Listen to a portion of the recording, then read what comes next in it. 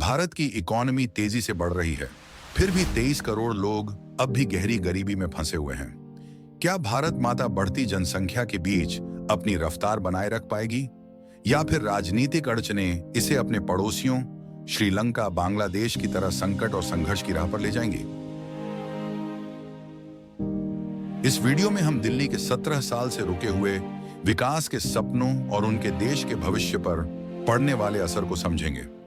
सोचिए, दिल्ली में आखिरी बड़ा विकास द्वारका था, जिसे 1980 के दशक में शुरू किया गया और 2000 के दशक में पूरा हुआ।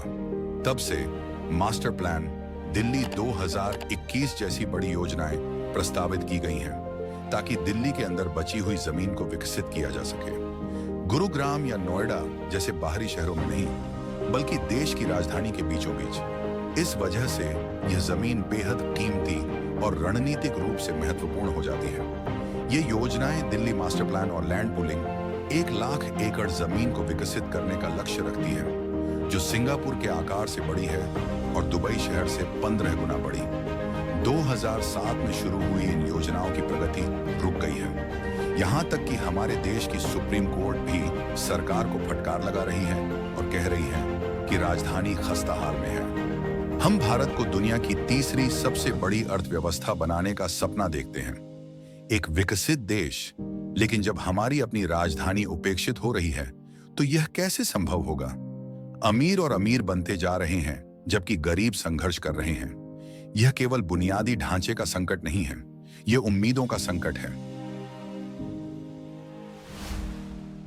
दिल्ली में बेरोजगारी राष्ट्रीय औसत से भी अधिक 5.1% है, जिसका मतलब है कि 10 लाख लोग बेरोजगार हैं। आज देश का युवा नौकरी और छोटे छोटे वजीफे के लिए सरकार के खिलाफ प्रदर्शन कर रहा है।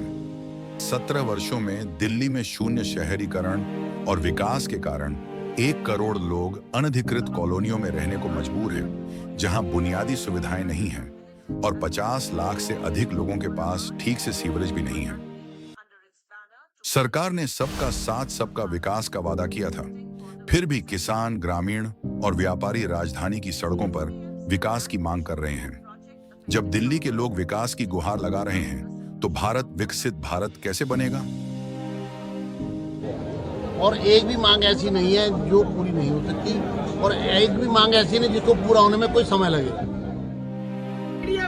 लागू करो, मास्टर प्लान 2041 लागू करो। लेकिन उम्मीद की किरण अभी भी बाकी है। मास्टर प्लान दिल्ली, जीडीए और लैंड पूलिंग पॉलिसी को लागू करके हम 17 लाख नए घर बना सकते हैं और 20 लाख नौकरियां पैदा कर सकते हैं। यह विकास $500 अरब की आर्थिक गतिविधि को जन्म देगा, जो भारत की जीडीपी का 15% होगा। कल्पना कीजिए, जब दुनिया भर से लाखों करोड़ रुपए निवेश के रूप में आएंगे, जमीन की कीमतें बढ़ेंगी और गांवों में बेहतर सुविधाएं मिलेंगी। हमारे युवा रोजगार पाएंगे, घर किफायती होंगे, किसानों को उनकी जमीन के लिए उचित मुआवजा मिलेगा, 2000 से अधिक अस्पताल और स्कूल बनाए जाएंगे, हर किसी की औसत सैलरी 2 गुना बढ़ेगी। केंद्रीय सरकार राजधानी में विकास क्यों रोक रही है, जबकि गुड़गांव, नोएडा और फरीदाबाद जैसे उपग्रह शहर फल फूल रहे हैं? आम आदमी इस राजनीतिक खेल का खामियाजा भुगत रहा है। बेरोजगारी, महंगे घर और अनिश्चित भविष्य की कीमत चुका रहा है। हमारे पास दिल्ली को विश्व की आर्थिक गतिविधियों का केंद्र बनाने का अवसर है।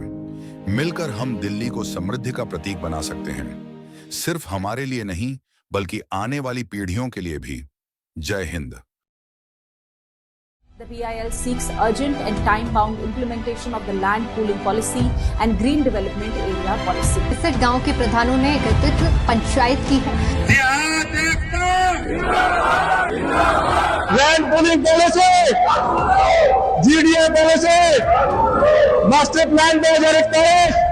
दिल्ली देहात का जो किसान है वो जाग रहा है। अभी ये धरना है, ये आंदोलन बनते देर नहीं लगेगी और इतना बड़ा आंदोलन होगा पूरी दिल्ली के लिए। किसान जागा है आज दिल्ली को बनाने और बसाने के लिए जो बर्बाद हो रही है। तो हम यही चाहते हैं कि इन पॉलिसी को जल्द से जल्द ग्राउंड स्तर पर लेके आए। जो मास्टर प्लान जो है 2041 में ये लेकर 2007 में आए थे, इसको तुरंत लागू करें और नहीं तो फिर हम जंतर मंतर जाएंगे। सरकार